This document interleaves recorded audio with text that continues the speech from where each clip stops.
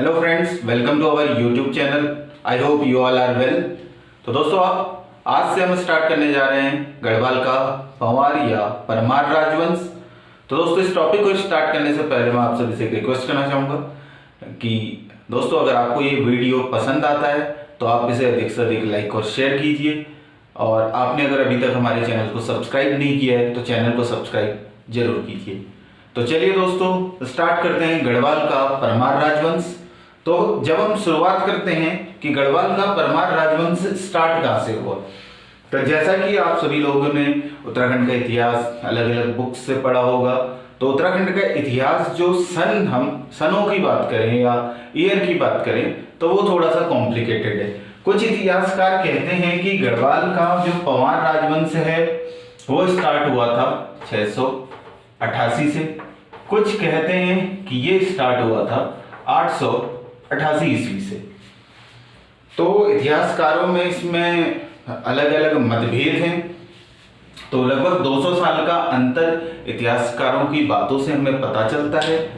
तो जो हम अब चलते हैं उस और कि किसने पंवार वंश की शुरुआत की थी, तो कौन इसका संस्थापक था। तो गढ़वाल का पंवार वंश का संस्थापक जो इतिहासकारों की सर्वसम्मति से है तो वो माना जाता है कनकपाल को। तो कनकपाल को गढ़वाल के पंवार वंश का संस्थापक माना गया है, जो कि उस समय एक शासक थे, एक राजपूत शासक थे। एक राजपूत शासक जो शासन कर रहे थे, वाकपति फर्स्ट, इनके समकालीन इनको बताया गया है। अब देखिए दोस्तों, जो कनकपाल हैं वो गढ़वाल के मूल निवासी तो है नहीं, तो इन्होंने पंवार या परमार राजवंश की स्थापना की कैसे। तो जब हम स्टार्टिंग की बात करें कि ये पंवार या जो कनकपाल है ये परमार या पंवार से किस प्रकार संबंधित है, तो जिस समय पंवार राजवंश की गढ़वाल में स्थापना हुई थी उसी समय जो हमारे देश के भिन्न भिन्न राज्यों में पंवारों की अनेक शाखाएं शासन कर रही थी। कुछ जिसके साक्ष्य हमें मध्य प्रदेश में भी मिलते हैं, कुछ यूपी में भी मिलते हैं, राजस्थान, गुजरात, इन सभी क्षेत्रों में हमें इनके साक्ष्य प्राप्त होते हैं। और आप देख भी सकते हैं कि जो हमारे पवाड़े हैं गढ़वालों में, जो जागर या जो लोक गाथाएं हैं, पवाड़े हैं, उनसे भी हमें इस इतिहास के बारे में जानकारी मिलती है। सेम इसी प्रकार ये पवाड़े महाराष्ट्र में भी गाए जाते हैं, यही पवाड़े मध्य प्रदेश में भी हैं, गुजरात में, राजस्थान में, भिन्न भिन्न राज्यों में ये पवाड़े हमें सुनने को मिलते हैं। तो हम कह सकते हैं कि जो कनकपाल है वो मूल निवासी तो रहा नहीं है गढ़वाल का, वो किसी पंवार वंश की शाखा से बिलोंग करता है और वो किसी अन्य क्षेत्र से गढ़वाल में आया था। तो कनकपाल किस क्षेत्र से गढ़वाल में आया था, तो इतिहासकारों के अनुसार जो राजा कनकपाल हैं ये बद्रीनाथ यात्रा पे आए थे। जो बद्रीनाथ यात्रा पे आए थे किस जगह से, धार नगरी, गुजरात से। तो आप देखिएगा ये क्वेश्चन पेपर में बार बार पूछा जाता है कि कनकपाल किस क्षेत्र से गढ़वाल में आए थे। तो धार नगरी गुजरात से बद्रीनाथ धाम की यात्रा पे ये आए हुए थे। अब यहाँ पर को क्या घटना घटित होती है और जो इनका सन है, क्योंकि हम इसमें से कौन से सन को सही माने। तो अगर हम बात करें पंवारों की, क्योंकि हम इसी से ही, तो किस समय पंवार उत्तराखंड या देश के भिन्न भिन्न राज्यों में शासन कर रहे थे, तो हमें 688 जो सन है इस समय कोई भी ऐसे साक्ष्य प्राप्त नहीं होते हैं कि पंवारों का शासन किसी राज्य पे या किसी राज्य के किसी स्थान पे रहा होगा। इसके साक्ष्य हमें मिलते हैं 888 के समकालीन या इसी के समय में। तो हम ये मान के चलते हैं कि जो कनकपाल हैं वो धार नगरी गुजरात से गढ़वाल में कब आए थे, 888 में गढ़वाल आए थे। और अगर आपको पेपर में 688 भी मिलता है तो आप उसको सही करेंगे, तो ये ऑप्शन पे डिपेंड करेगा। वैसे पेपर में इस टाइप के क्वेश्चन नहीं आते हैं जिसमें भी बात हो। तो चलिए दोस्तों, बढ़ते हैं आगे को। तो जो कनकपाल हैं वो धार नगरी गुजरात से बद्रीनाथ धाम की यात्रा में आए हुए थे। हाँ, एक और यहाँ पर को जो इतिहासकारों का मतभेद है कि वो कनकपाल धार नगरी गुजरात से आए थे या कुछ इतिहासकार मानते हैं कि ये गुर्जर प्रदेश से आए हुए थे। तो आप दोनों ही मतों को ध्यान से देखिएगा। ऑप्शन जो होगा कि कनकपाल या तो धार नगरी गुजरात से आए थे, इसके भी हमें साक्ष्य मिलते हैं, और या फिर गुर्जर प्रदेश से आए थे जहां गुर्जरों का शासन था। तो इन दोनों ही में इतिहासकारों का मतभेद है। तो बद्रीनाथ धाम की यात्रा में, तो हम जिस मत को मानते हैं वो है बद्रीनाथ धाम की यात्रा में धार नगरी गुजरात से आए हुए थे। अब उस समय जो गढ़वाल है या कह सकते हैं उत्तराखंड में किसका शासन चल रहा था? कत्यूरी। तो जो कत्यूरी शासक, उस समय कत्यूरी शासक थे हमारे भानु प्रताप। वह कनकपाल को अपने दरबार में आमंत्रित करते हैं। कनकपाल के रूप, कौशल, उनके गुणों से वो प्रभावित होकर जो भानु प्रताप है, जो कि कत्यूरी शासक है, वो अपनी पुत्री, इनकी पुत्री का नाम है सुचित्र वीणा, इसका विवाह किसके साथ कर देते हैं? कनकपाल के साथ कर देते हैं। तो सुचित्र वीणा का विवाह कनकपाल के साथ कर देते हैं और कनकपाल को दहेज स्वरूप, यह जो दहेज के रूप में है वो चांदपुर गढ़ी दे देते हैं। तो आप ध्यान रखिएगा, जो कनकपाल है वो 888 ईस्वी में धार नगरी गुजरात से आए थे। तो किस मकसद से आए हुए थे? तो हम कहेंगे कि वो बद्रीनाथ धाम की यात्रा में आए हुए थे। तो उस समय जो चांदपुरगढ़ के शासक हैं भानु प्रताप, वो उनसे प्रभावित होकर अपनी पुत्री, जो भानु प्रताप की पुत्री है सुचित्र वीणा, उसका विवाह कनकपाल से कर देते हैं और उनको दहेज स्वरूप चांदपुरगढ़ या चांदपुरगढ़ी देते हैं। तो कनकपाल जो पंवार या परमार राजवंश की शुरुआत है या पंवार राजवंश की जो नींव रखते हैं वो कहां रखते हैं? चांदपुरगढ़। आप ध्यान रखिएगा कि चांदपुरगढ़ से ही पंवार या परमार राजवंश की स्टार्टिंग हुई थी। तो कनकपाल ने पंवार राजवंश, अब इसमें से क्वेश्चन किस प्रकार से आएंगे, आप क्वेश्चन भी देखते रहिए साथ साथ। तो पंवार वंश का संस्थापक किसे माना गया है या किसे कहा जाता है? तो पंवार वंश के संस्थापक है कनकपाल। तो कनकपाल किस राजपूत शासक के समकालीन है? ये हैं वाकपति प्रथम के समकालीन। कनकपाल किस सन में गढ़वाल पे आए हुए थे? तो ये आए थे तो 888 या 688 ईस्वी में। कनकपाल किस उद्देश्य से गढ़वाल आए हुए थे? तो कनकपाल आए हुए थे बद्रीनाथ धाम की यात्रा के उद्देश्य से। कनकपाल किस क्षेत्र से गढ़वाल में आए हुए थे? तो कनकपाल आए थे धार नगरी गुजरात या गुर्जर प्रदेश से गढ़वाल में आए थे। किस कत्यूरी शासक ने अपनी पुत्री सुचित्र वीणा का विवाह कनकपाल से करवाया? तो वो कत्यूरी शासक है भानु प्रताप। और कनकपाल ने कहां परमार राजवंश की नींव रखी? तो परमार राजवंश की नींव कनकपाल ने रखी चांदपुरगढ़ में। तो ये सभी क्वेश्चन आपको मिल सकते हैं पेपर में, इससे कोई भी क्वेश्चन आ सकता है। अब बढ़ते हैं आगे की ओर। तो जब हम आगे की ओर बढ़ते हैं तो हम देखते हैं कि ये ग्रंथ आएगा, इसका जिक्र हम आगे भी करेंगे।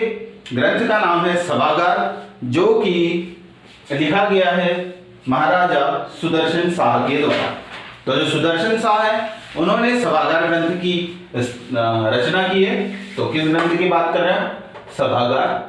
तो सभागार ग्रंथ से हमें पता चलता है, क्योंकि सभागार ग्रंथ जो है ये आगे को भी मैं बताऊंगा इसके बारे में आपको। तो अभी आप देखिएगा कि सभागार नामक ग्रंथ से हमें क्या पता चलता है कि सभागार नामक ग्रंथ से हमें पता चलता है कि कनकपाल ही, जो कनकपाल हैं वो ही परमार राजवंश या पंवार राजवंश के क्या हैं? संस्थापक हैं। तो इसकी पुष्टि भी किससे होती है? सभागार नामक ग्रंथ से, जो कि महाराजा सुदर्शन शाह ने लिखा था। ठीक है दोस्तों, उसके अलावा हम और कैसे साक्ष्य कह सकते हैं कि जो कनकपाल है वो धार नगरी गुजरात से ही आए हुए थे? तो जो उत्तराखंड का आदि बद्री मंदिर है, चमोली में मिलेगा आपको, आदि बद्री मंदिर है, इसकी जो शैली है जो आदि बद्री मंदिर की शैली है, यह शैली मिलती जुलती है किससे? गुजरात और राजस्थान के सोलंकी मंदिर की शैली से यह शैली मिलती है। जो सोलंकी मंदिर है गुजरात राजस्थान में, ठीक है दोस्तों, तो गुजरात राजस्थान के सोलंकी मंदिर से जो उत्तराखंड के आदि बद्री मंदिर की शैली है वो एक समान है। तो हम ये भी कह सकते हैं, यहीं से हम अनुमान लगाते हैं कि जो कनकपाल है वो धार नगरी गुजरात से उत्तराखंड आए होंगे। और दोस्तों हम आगे की ओर बढ़े तो कनकपाल के पिता, क्योंकि उत्तराखंड में क्या क्वेश्चन कब पूछा जाए कोई जानता नहीं है, तो आपको सभी आपको 3 डायमेंशनल, आपको 4 डायमेंशनल सोचना पड़ेगा। तो हम कोशिश करेंगे कि जितने ज्यादा से ज्यादा डीप क्वेश्चन हो सके आप तक प्रोवाइड करवाए। तो जो कनकपाल है उनके पिता हैं कांदल राव। तो आप याद रखिएगा ये क्वेश्चन। तो कांदल राव कौन है? कनकपाल के पिता है। तो कांदल राव, एक क्वेश्चन ये भी यहां से याद रखिएगा, कनकपाल के पिता का नाम है कांदल राव। तो दो ग्रंथों से हमें पता है, एक सभागार नामक ग्रंथ से हमें पता चलता है कि कनकपाल ही वास्तविक संस्थापक या संस्थापक है परमार राजवंश का। दूसरा, आदि बद्री मंदिर की जो शैली है बहुत शैली मिलती जुलती है गुजरात राजस्थान के सोलंकी मंदिर से। तो हम कह सकते हैं कि कनकपाल धार नगरी गुजरात से ही गढ़वाल में आए होंगे। उसके अलावा हमें क्या साक्ष्य मिलता है? तो टिहरी का राजप्रसाद, तो एक टिहरी का राजप्रसाद या राजा प्रसाद भी बोलते हैं, एक प्रकार का भवन होता है, या हम कह सकते हैं कि ये एक, अब तो भवन ही है, उस समय राजप्रसाद, जो कि बना था हमारा 1815 में। 1815 जो समय है ये है हमारे सुदर्शन शाह का, तो उन्होंने इसका निर्माण कराया था। तो टिहरी के राजप्रसाद जो है, जो टिहरी का राजप्रसाद है, इसको आप सुन लीजिए कि टिहरी के राजप्रसाद के द्वार पर गणेश जी की मूर्ति लगी हुई है।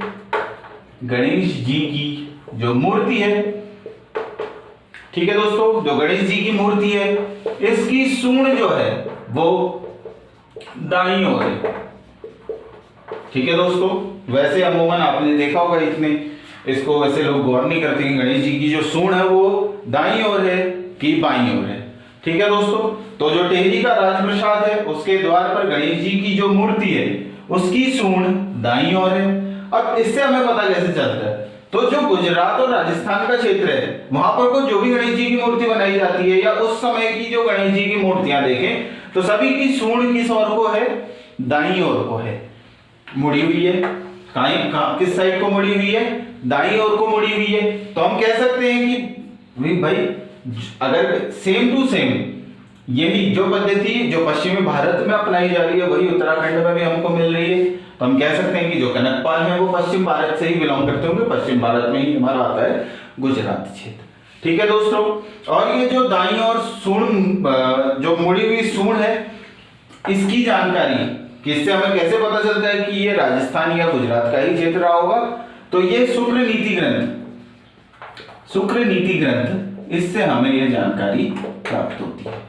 ठीक है दोस्तों, तो हम कह सकते हैं 2 पॉइंट आप याद रखिएगा, आदि बद्री मंदिर और टिहरी का राजप्रसाद जो कि 1815 में बना था, सुदर्शन शाह ने बनाया था।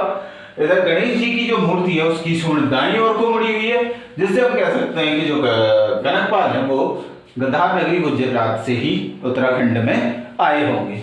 और इसकी जानकारी हमें देती है शुक्र नीति ग्रंथ। तो दोस्तों आई होप यहां तक आपको समझ में आया होगा। तो चलिए बढ़ते हैं आगे की ओर। अब हम जानते हैं कनकपाल के बारे में और क्या क्या पॉइंट हमारे पेपरों के लिए इंपॉर्टेंट हैं।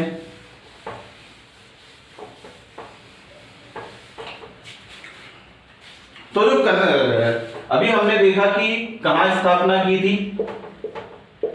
चांदपुरगढ़ में कनकपाल ने पवार राजवंश की स्थापना की थी। तो चांदपुरगढ़ के पास ही मिलता है एक गढ़, इसी के समीप आपको मिलेगा कौनपुर गढ़। ठीक है ना?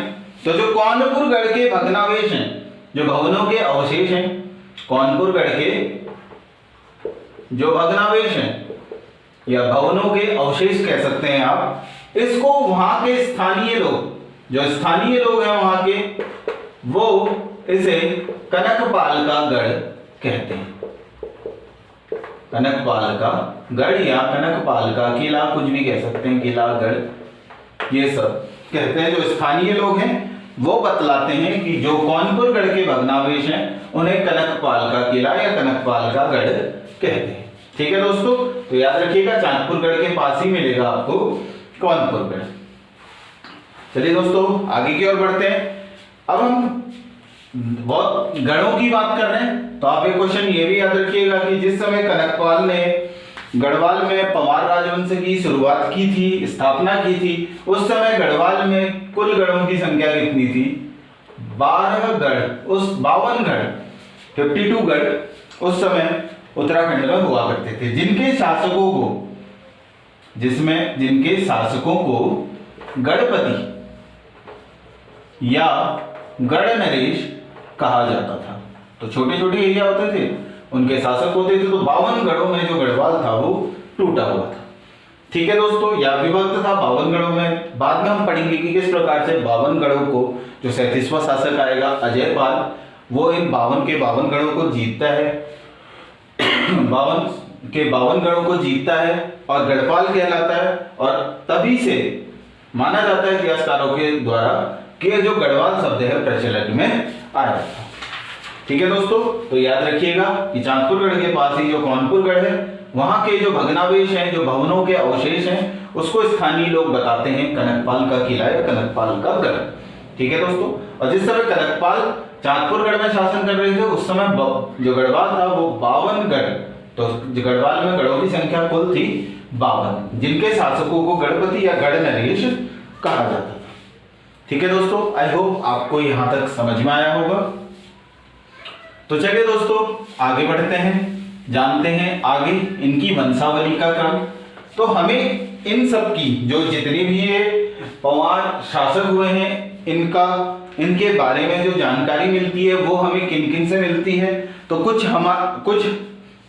ग्रंथ हैं उनसे हमें पता चलता है, कुछ सूचियां हैं, वैसे तो बहुत सारी हैं, जो इंपॉर्टेंट हैं हम वही पढ़ेंगे, और कुछ पुस्तकें हैं जिनसे हमें जानकारी इनके बारे में पता चलती है। तो चलिए वंशावली के स्रोत, जो इनकी वंशावलियों के स्रोत हैं उनकी बात करते हैं। वंशावलियों के स्रोत, ठीक है दोस्तों, तो वंशावलियों के स्रोत में पहला स्रोत आता है काव्य। तो पहला काव्य है मानवोदय काव्य। अब आप याद रखिएगा, ये खुद में क्वेश्चन है कि मानवोदय काव्य की रचना किसने की। तो मानवोदय काव्य से हमें पता चलता है इनकी वंशावलियों के बारे में। तो मानवोदय काव्य जिसकी रचना की गई है भरत कवि के द्वारा। और भरत कवि कौन है? भरत कवि मानशाह, अभी हम पढ़ेंगे आगे कोई शासक भी आएंगे, तो मानशाह के राज कवि रहे हैं भरत कवि, जिन्होंने मानवोदय काव्य की रचना की है। इससे हमें इनकी वंशावलियों के बारे में पता चलता है। उसके अलावा दूसरा जो ग्रंथ है वो है रामायण प्रदीप। रामायण प्रदीप, तो जो रामायण प्रदीप है ये लिखा गया है मेधाकर शास्त्री के द्वारा। कहीं पर को आपको शास्त्री या शर्मा कुछ भी लिखा हुआ आ सकता है पेपर में, तो आप टिक किसी को करेंगे कि रामायण प्रदीप के रचना किसने की है? मेधाकर शास्त्री। इनसे भी हमें पंवार वंश की वंशावलियों के बारे में पता चलता है। और तीसरा जो धर्म ग्रंथ जिसके बारे में मैंने अभी आपको बताया, सभागार, जिसकी रचना की गई है महाराजा सुदर्शन शाह के द्वारा। और याद रखिएगा कि इसको जो प्रकाशित है ये छपा था 1828 में, तो 1828 में इसको प्रकाशित किया गया था महाराजा सुदर्शन शाह के द्वारा। और एक पॉइंट आप यहां से ये भी नोट कर सकते हैं कि जो महाराजा सुदर्शन शाह हैं ये कविता लिखा करते थे, तो ये किस नाम से कविताएं लिखा करते थे? तो यह सूरत कवि के नाम से कविताएं लिखा करते थे। तो क्वेश्चन पेपर में आ सकता है कि सूरत कवि के नाम से कौन कविताएं लिखा करता था, या कौन पंवार वंश का शासक सूरत कवि के नाम से कविताएं लिखा करता था? तो ये हैं महाराजा सुदर्शन साहब, जिन्होंने सभागार नामक ग्रंथ की रचना की है। और यही सभागार जो है ये सबसे प्रमाणित स्रोत माना जाता है इनके वंशावलियों के क्रम के लिए। ठीक है दोस्तों, अब हम बात करते हैं, पहला तो स्रोत हो गया जो काव्य या ग्रंथ है, इनसे हमें पता चलता है वंशावली का स्रोत है। सेकंड जो स्रोत है ये है सूचियां। ठीक है दोस्तों, इन सूचियों से हमें जानकारी मिलती है 60 राजाओं के बारे में, जो पवार वंश में हुए हैं, लगभग 60 राजाओं हैं, तो इनकी जानकारी भी हमें इन्हीं सूचियों से मिलती है। तो सूची आप देख सकते हैं कि लिस्ट है एक तरीके से, जिसमें बताया गया है कि कौन कौन से क्रम में कौन कौन राजा आए थे। तो सबसे पहली सूची जो थी वो दी थी कप्तान हार्डविक। तो कप्तान हार्डविक की सूची, और यह सूची कब आई थी? तो यह सूची आई थी 1796 में। 1796 में कप्तान हार्डविक ने अपनी सूची दी, जिसमें इन्होंने वंशावली का क्रम बनाया। उसके अलावा सबसे ज्यादा प्रमाणित सूची जो मानी जाती है वो है बैकेट की सूची। तो जो बैकेट है उन्होंने सूची दी थी, और बैकेट ये सर्वाधिक प्रमाणित सूची है। जो सर्वाधिक प्रमाणित सूची मानी गई है वो भी कौन सी है? बैकेट की सूची। और बैकेट ने भी सभागार, जो हमने ये सभागार ग्रंथ की बात की, इसी से ही अपनी सूची का निर्माण किया है। ठीक है दोस्तों, तो और हम बैकेट की सूची में हमें क्या क्या चीजें मिलती हैं, इसको थोड़ा सा सर्वाधिक प्रमाणित है। तो इसमें हम देख सकते हैं 888 में कनकपाल से 1804 कहां तक? तो कनकपाल से प्रद्युम्न शाह तक बैकेट ने अपनी सूची निर्माण किया है। तो इसमें टोटल इन्होंने 54 परमार शासकों का वर्णन किया है। तो टोटल 54 परमार शासकों के बारे में इन्होंने अपनी सूची में जानकारी दी है, जो कि स्टार्ट होता है कनकपाल से और प्रद्युम्न शाह से। तो आप देख सकते हैं कि कनकपाल ही संस्थापक है पंवार राजवंश का।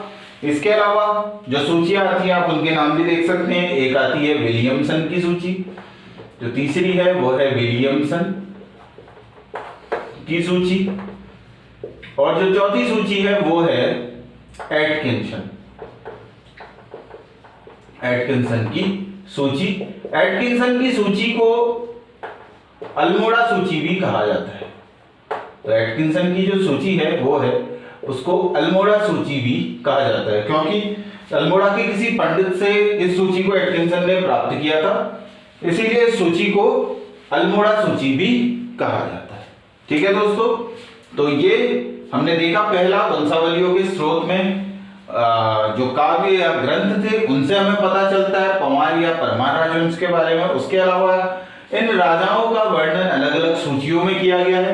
तो इसमें अलग अलग सूचियां हैं, 4 सूचियों के बारे में मैंने आपको बताया। ये मुख्य सूचियां हैं, कप्तान हार्डविक की सूची जो कि 1796 में आई थी। उसके अलावा बैकेट की सूची जो कि सर्वाधिक प्रमाणित सूची मानी जाती है, जिसमें कनकपाल से प्रद्युम्न शाह तक के 54 परमार नरेशों का वर्णन किया गया है, या 54 परमार नरेशों को बताया गया है इस लिस्ट में। उसके अलावा विलियमसन की सूची और एटकिंसन की सूची, या फिर एटकिंसन की सूची को ही बोला जाता है अल्मोड़ा सूची। उसके अलावा हमें उत्तरकाशी के परशुराम मंदिर और विश्वनाथ मंदिर, तो आप एक पॉइंट ये भी नोट कर सकते हैं। तो उत्तरकाशी के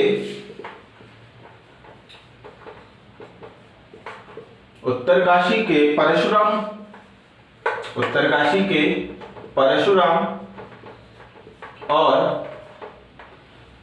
विश्वनाथ मंदिर, काशी विश्वनाथ मंदिर से भी हमें सूची प्राप्त होती है, मंदिर से प्राप्त सूची। 5वां ये कह सकते हैं आप। तो इस सूची से भी हमें इन राजाओं के बारे में जानकारी मिलती है। तो उत्तरकाशी के परशुराम और विश्वनाथ मंदिर से प्राप्त सूची। तो हमने देखा वंशावलियों के स्रोत के बारे में। अब कुछ पॉइंट्स जो पेपरों में पूछे जा सकते हैं वो क्या हो सकते हैं, आप देखिए। तो इसमें जो हमारे पंवार राजा हैं, क्योंकि जो उस समय जो राजा थे वो दो प्रकार के हुआ करते थे, एक सूर्यवंशी और एक चंद्रवंशी। तो जो पंवार राजा है वो क्या वंशीय थे? तो पंवार शासक जो थे, पंवार शासक या पंवार राजा जितने भी हैं वो अपने आप को मानते हैं चंद्रवंशीय। ठीक है दोस्तों, तो चंद्रवंशीय पंवार शासक बोलते हैं ये अपने आप को। तो जितने भी पंवार शासक हुए हैं वो सब चंद्रवंशीय हुए हैं। तो चंद्रवंशीय पंवार शासक थे और इसकी जानकारी हमें मिलती है जो चांदपुर गढ़ है। ठीक है दोस्तों, तो चांदपुर गढ़ के शिलालेख से, जो कि चांदपुर गढ़ के शिलालेख से हमें यह जानकारी मिलती है, जिसमें कनकपाल को क्या बोला गया है? चंद्रवंशीय पंवार कहा गया है। तो कनकपाल को चंद्रवंशीय पंवार कहा गया है। ठीक है दोस्तों, तो आप ध्यान रखिएगा कि पंवार शासक जो है वो खुद को चंद्रवंशीय पंवार शासक कहते हैं और इसकी जानकारी मिलती है हमें चांदपुर गढ़ के शिलालेख, जो कि कनकपाल का है, जिसमें कनकपाल को चंद्रवंशीय पंवार कहा गया है। ठीक है दोस्तों, और जो चांदपुर गढ़ का शिलालेख है इससे हमें 36 राजाओं के नाम प्राप्त होते हैं। जो चांदपुर गढ़ से हमें शिलालेख मिला है इससे हमें 36 राजाओं के नाम प्राप्त होते हैं। ठीक है दोस्तों, तो हमें टोटल 36 राजाओं के जो नाम प्राप्त हुए, लेकिन जानकारी का अभाव है। ठीक है दोस्तों, तो हम जो पढ़ेंगे अभी, तो अभी बहुत सारे राजाओं के सिर्फ नाम आएंगे, उसकी जानकारी नहीं है। इसीलिए इस जानकारी के अभाव में, क्योंकि 36 राजाओं की हम बात करें 1 से 36, तो 1 से 36 में अगर हम बात करें तो कनकपाल पहले हैं और 36वें राजा होंगे हमारे आनंदपाल सेकंड। फिर 37वें आते हैं अजयपाल, जो कि आनंदपाल सेकंड के उत्तराधिकारी होंगे। तो इन 36 राजाओं के नाम प्राप्त होते हैं, लेकिन इनकी जानकारी का अभाव है। इसीलिए इतिहासकारों ने इस युग को, इन 36 राजाओं के युग को क्या कहा है? अंधकार युग की संज्ञा दी है। तो इस युग को क्या बोला है इतिहासकारों ने? अंधकार युग कहा है। ठीक है दोस्तों, तो आप ध्यान रखिएगा, इन 36 राजाओं के काल को बोला गया इतिहासकारों के द्वारा अंधकार युग। ठीक है, तो आप याद रखिएगा कि इन 36 राजाओं, तो कनकपाल से आनंदपाल द्वितीय तक के राजाओं का वर्णन मिलता है। और दोस्तों, अगर आपको ये किसी भी सूची के बारे में आपको अगर क्वेश्चन चाहिए या फिर आप चाहते हैं कि कौन सी सूची है, कैसी सूची है, तो आप हमारे टेलीग्राम चैनल से हमसे यह प्राप्त कर सकते हैं। तो आप अधिक जानकारी के लिए जो हमारे जितने भी अपडेट्स हैं वो हम सब अपने टेलीग्राम चैनल पे अपलोड करते हैं, जिसका लिंक आपको डिस्क्रिप्शन बॉक्स में मिल जाएगा। तो आप हमारे टेलीग्राम चैनल को भी ज्वाइन कर सकते हैं, जहां हम एक तो इस सब की अगर आप पीडीएफ चाहेंगे तो मैं पीडीएफ भी उसमें अपलोड कर दूंगा, और जो आगे को अपडेट्स रहेंगी वो भी हम टेलीग्राम चैनल पे ही अपडेट करते हैं। तो आप टेलीग्राम चैनल को भी ज्वाइन कर लीजिए, जिसका लिंक आपको डिस्क्रिप्शन में मिल जाएगा। ठीक है दोस्तों, चलिए बढ़ते हैं आगे की ओर। अब हम बात करते हैं कुछ पुस्तकों की। ठीक है दोस्तों, तो प्रमुख पुस्तकें जो प्राप्त हुई हैं, जिनसे हमें जो पंवार राजवंश है इनके राजाओं की जानकारी मिलती है, इन पुस्तकों के आप नाम याद रखिएगा। तो पहली पुस्तक है गढ़वाल जाति प्रकाश, जो कि लिखी गई है किसके द्वारा? बालकृष्ण भट्ट के द्वारा। बालकृष्ण भट्ट ने इस पुस्तक को लिखा है। ठीक है दोस्तों, उसके अलावा भारतीय लोक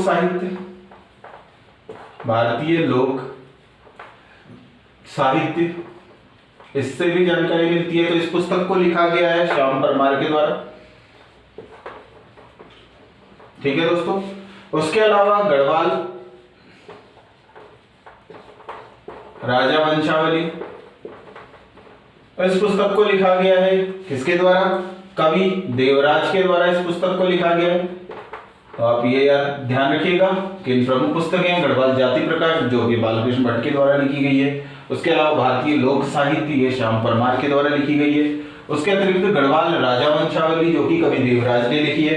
उसके अलावा दिग्लोरी टेस्ट वॉज गुर्जर प्रदेश, एक और पुस्तक है दिग्लोरी टेस्ट वॉज गुर्जर प्रदेश जो कि लिखी है कन्हैया लाल मणिकलाल मुंशी ने। ठीक है दोस्तों, उसके अलावा एक महत्वपूर्ण पॉइंट जो परमार राजवंश या परमार राजा जितने भी हैं इनकी जो कुल देवी रही है, तो परमार वंश की जो कुल देवी हैं वो है राजेश्वरी, ये पवारों की कुल देवी हैं। ठीक है दोस्तों, और कुछ अगर पुस्तकों की बात करें तो वस्तु शिरोमणि ग्रंथ जो कि शंकर गुरु के द्वारा लिखा गया है। उसके अतिरिक्त फतेह शाह